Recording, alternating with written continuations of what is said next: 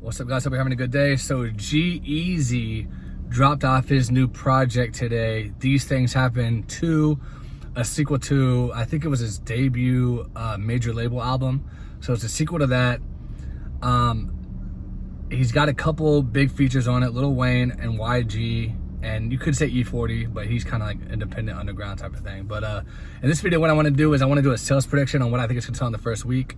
So having said that, with the kind of big features, yeah, and he's been hyping this Lil Wayne track up for like at least a year, probably longer than a year, probably like almost a year and a half. I remember him talking about this shit like before the pandemic even started. So he's had this song in his stash for a while.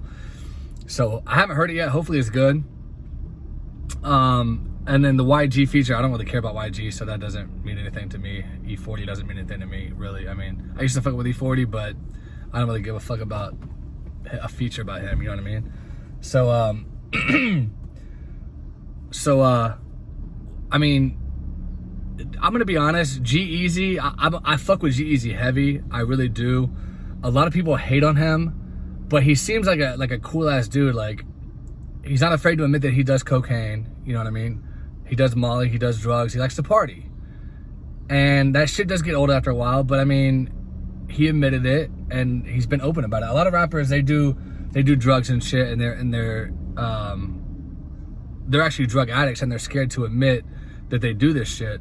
Whereas G-Eazy, you know, he's pretty open about it. So you gotta respect the honesty and the fact that he's willing to bare his soul. Having said that, though, he was on an upwards trajectory for a very, very long time.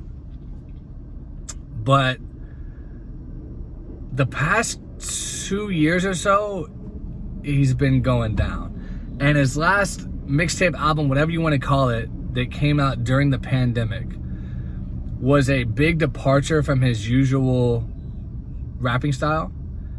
And it only sold like, I want to say like 5,000 copies in the first week. It debuted at number like 143 on the charts.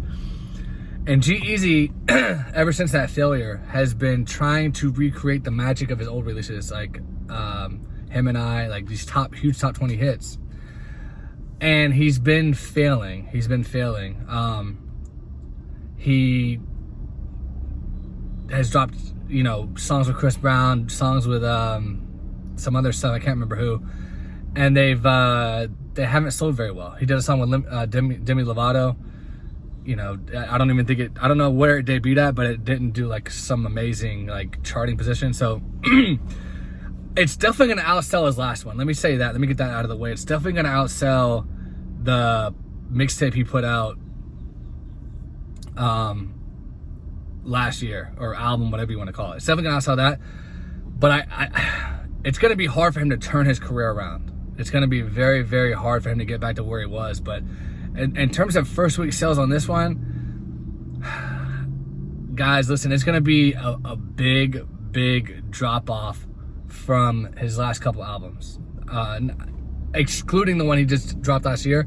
The double album that he did with Him and I on it, and the one before that, they sold like 100,000 in the first week. This one's not gonna get anywhere near that. I think this one's gonna honestly sell about, I mean, it's gonna be embarrassing, honestly, and I don't know how he's gonna come back from it, but I think it's gonna definitely sell under 40,000 copies in the first week. I'm thinking honestly like 25 to 35, maybe up to 40, but I don't see it going over 40,000. I just don't. So where's he gonna go from here? That's the question. He really needs another hit. That's what he really needs to get his career boosted back up again.